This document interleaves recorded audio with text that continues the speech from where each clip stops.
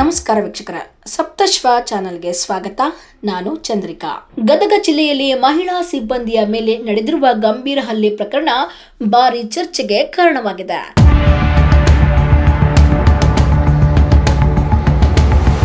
ಗದಗ ಜಿಲ್ಲೆಯ ಪಾಪನಾಶಿ ಟೋಲ್ ನಾಕಾ ಬಳಿ ಸರ್ಕಾರಿ ಬಸ್ನಲ್ಲಿ ಕಾರ್ಯನಿರ್ವಹಿಸುತ್ತಿದ್ದ ಮಹಿಳಾ ಕಂಡಕ್ಟರ್ ಮೇಲೆ ಪೋಷಕರೇ ಹಲ್ಲೆ ನಡೆಸಿರುವ ಘಟನೆ ನಡೆದಿದೆ.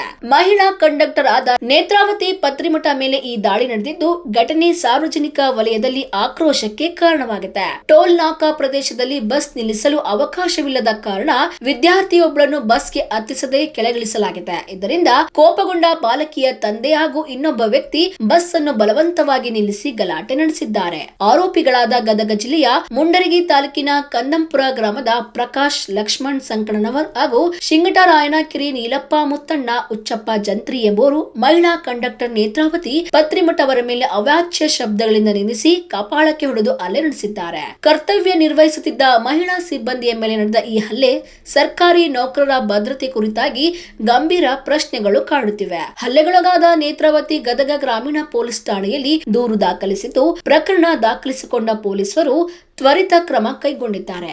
ಘಟನೆಯ ಗಂಭೀರತೆಯನ್ನು ಪರಿಗಣಿಸಿದ ಗದಗ ಗ್ರಾಮೀಣ ಪೊಲೀಸರು ಆರೋಪಿಗಳಾದ ಪ್ರಕಾಶ್ ಸಂಕಣ್ಣನವರ್ ಮತ್ತು ನೀಲಪ್ಪ ಜಂತ್ರಿಯವರನ್ನು ಬಂಧಿಸಿ ನ್ಯಾಯಾಲಯಕ್ಕೆ ಹಾಜರುಪಡಿಸಿದ್ದಾರೆ. ಸಾರ್ವಜನಿಕ ಸೇವೆಯಲ್ಲಿ ನಿರತರಾಗಿರುವ ಮಹಿಳಾ ಸಿಬ್ಬಂದಿಯ ಮೇಲೆ ಹಲ್ಲೆ ನಡೆಸಿದ ಈ ಘಟನೆ ವಿವಿಧ ವಲಯಗಳಿಂದ ತೀವ್ರ ಖಂಡನೆ ವ್ಯಕ್ತವಾಗ್ತಾ ಇದೆ.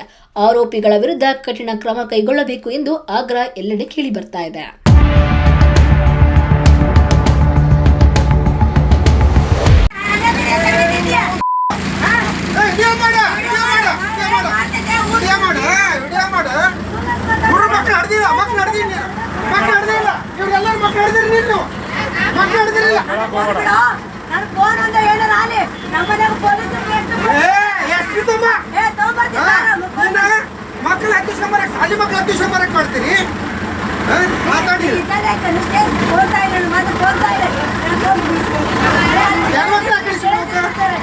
ನಾನು ಗಾಡಿ ಹೊಡೆದು ಅಷ್ಟೇ ಕೆಲಸ, ನಾನು ಗಾಡಿ ಅಷ್ಟೇ ಹೊಡೆದ ಕೆಲಸ.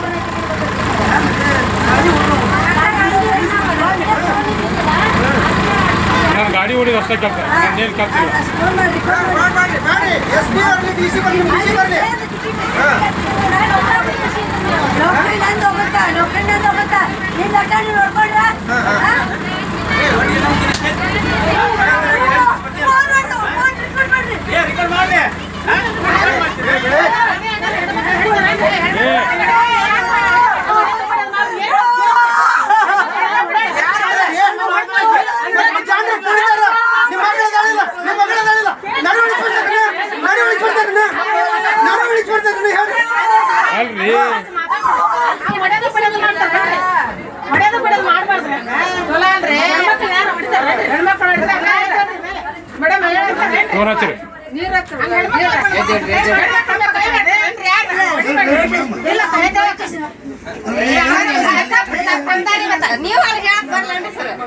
ನೋಡಿದ್ರಲ್ಲ ವೀಕ್ಷಕರೇ, ಇದೇ ರೀತಿಯ ಇನ್ನಷ್ಟು ಹೊಸ ವಿಡಿಯೋಗಳಿಗಾಗಿ ನಮ್ಮ ಸಪ್ತಶ್ವ ಟಿವಿ ಕನ್ನಡ ಚಾನೆಲ್ನ ಸಬ್ಸ್ಕ್ರೈಬ್ ಮಾಡಿ, ಲೈಕ್ ಮಾಡಿ, ಶೇರ್ ಮಾಡಿ. ಧನ್ಯವಾದಗಳು.